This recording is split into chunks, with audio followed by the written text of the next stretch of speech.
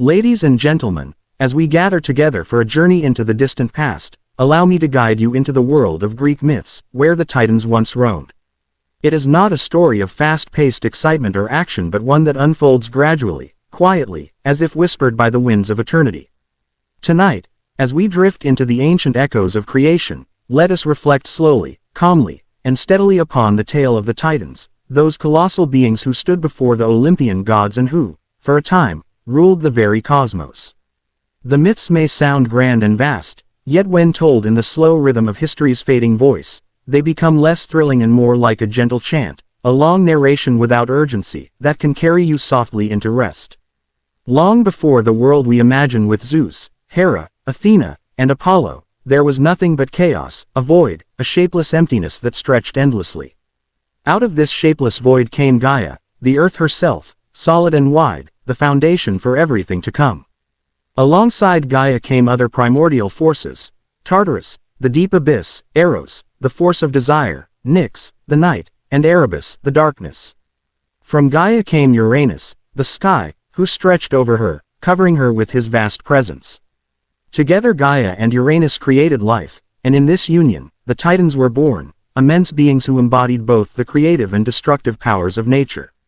Their names still resonate faintly across time, though now they are little more than soft echoes of myths told and retold. The first generation of Titans numbered 12, though some stories expand upon them, weaving countless variations. Among them were Oceanus, the endless stream of water that encircled the earth, and his sister wife Tethys, the nurturing source of rivers and springs. There was Hyperion, the Titan of light, and Rhea, associated with sight and shining brilliance. Koios represented intelligence and inquiry, and Phoebe, his counterpart, was linked to prophetic wisdom and the shining moon. Crius, often less mentioned, connected to the constellations and the ordering of the heavens. The most famous among them, perhaps, were Cronus and Rhea, who would later become parents of the Olympians. Then there was Mnemosyne, the Titaness of memory, who gave birth to the Muses, and Themis, the embodiment of divine law and order. Finally, there was Iapetus, connected to mortality, and his descendants included Atlas, Prometheus, Epimetheus, and Menelaus, who each carried important roles in the myths that followed. The Titans were vast not only in stature but in symbolism.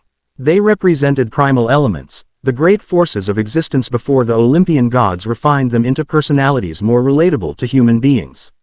But the story of the Titans is not merely their existence, it is also the conflict that eventually unfolded between them and their own children, the Olympians. For in Greek mythology, cycles of power repeat, and what is once established is always destined to be challenged. Uranus, the father of the Titans, looked upon his children with fear and distaste, especially the monstrous beings Gaia bore alongside them, such as the Cyclops and the Hecatoncheires, creatures with 100 hands. Fearing their power, Uranus imprisoned them deep within Gaia herself, pushing them into the womb of the earth. Gaia, filled with pain and sorrow at this cruel act, turned to her Titan children and asked for aid. Most were reluctant, but Cronus, the youngest and perhaps the most ambitious, agreed to help her. Gaia fashioned a sickle of unbreakable stone, and with it, Cronus lay in wait. When Uranus descended to cover Gaia again, Cronus struck, castrating his father and casting his severed form away.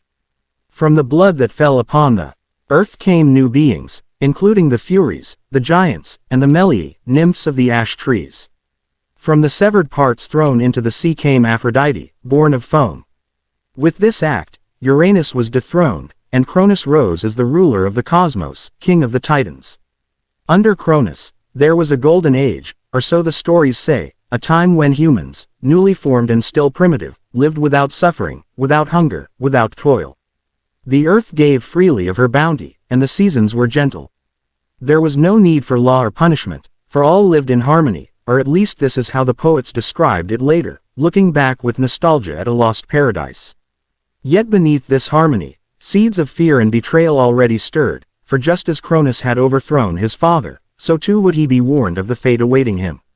It was foretold that one day Cronus himself would be overthrown by his own children. Terrified by the prophecy, Cronus took drastic action. Each time his wife Rhea bore him a child, he swallowed it whole, consuming them before they could ever threaten him. Hestia, Demeter, Hera, Hades, and Poseidon, all were swallowed by Cronus, trapped within his vast belly, alive but imprisoned, as helpless as their uncles had once been in Gaia. Rhea, sorrowful and desperate, longed to save at least one child. When her youngest, Zeus, was born, she devised a plan. She wrapped a stone in swaddling clothes and gave it to Cronus, who swallowed it without question.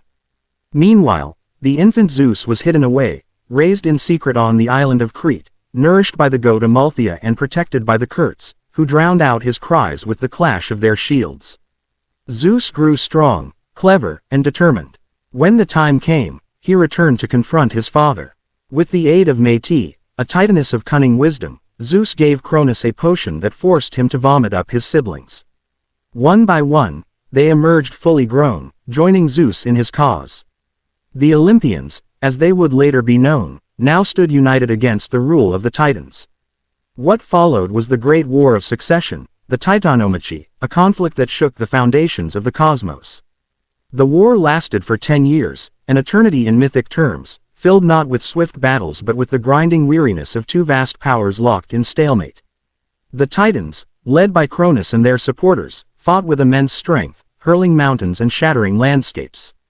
The Olympians, under Zeus, relied on strategy, alliances, and the newfound weapons of thunder and lightning that Zeus had received from the freed Cyclops. It was a struggle of endurance, as if the very world itself held its breath, caught between the old order and the new. Eventually, the balance shifted. Zeus freed the Hecatoncheires, the hundred-handed giants his grandfather had once imprisoned, and with their mighty strength, they hurled boulders and missiles with such force that the Titans could no longer withstand them. The Cyclops forged for Zeus his thunderbolts, for Poseidon his trident, and for Hades the helmet of invisibility. Armed with these gifts, the Olympians pressed their advantage. At last, the Titans were defeated. One by one, they fell, subdued by the younger gods. Cronus himself was overthrown, though different tales say different fates awaited him, some that he was imprisoned, others that he was exiled, and still others that he faded quietly into obscurity. The defeated Titans, for the most part, were cast into Tartarus, that deep, shadowy abyss far below even Hades, a prison of eternal darkness. There they remained, guarded by the Hecatoncheires, never to rise again. Some, however, were spared or given roles in the new order. Oceanus, who had not joined the war, continued to encircle the earth with his waters. Prometheus and Epimetheus, sons of Iapetus, were left free, though their stories would unfold later in tragic and symbolic ways. Mnemosyne gave birth to the Muses, who inspired poets and artists. Themis became a counselor to Zeus, embodying law and justice. Thus, the new order was not without continuity, for even in defeat, the Titans left their marks upon the unfolding myth of the world. The tale of the Titans is not only a story of conflict but of cycles, fathers overthrown by sons, orders rising and falling, endless repetition of power seized and power lost. Uranus fell to Cronus, Cronus fell to Zeus, and though Zeus reigned long and powerfully, even he was sometimes warned that his fate might one day mirror theirs. In this way, the myths reflected the human understanding of time itself, an endless turning, where no rule is permanent, and no power is absolute. The Titans, though defeated, remained as symbols of the primal, raw, and unshaped forces of existence, those older than the gods themselves, still lingering at the edges of imagination. And so, when we think of the Titans, we do not think of them merely as giants locked away in a prison but as part of a greater cycle of myth, a reminder of beginnings, of raw creation, of the struggle between old and new. Their story stretches slowly, like a long shadow cast across history, not urgent, not hurried, but steady, like the rhythm of waves against the shore. To tell their story is to trace the earliest outlines of Greek myth, the foundations upon which later tales of heroes, gods, and mortals were built. And though their time passed, their names endure, whispered in the background of myths, like faint stars dimmed by brighter ones but still present in the vast sky of imagination. Thus ends the long and gentle story of the Titans, the first rulers of the cosmos, who rose from the union of earth and sky, who brought forth both harmony and fear, who fell to their children in a war that echoed the very nature of time itself. Their tale, though filled with power and grandeur, when spoken slowly becomes like a lullaby, guiding us not to excitement but to rest, reminding us that all things rise and fall, and in that endless cycle, there is a quiet peace.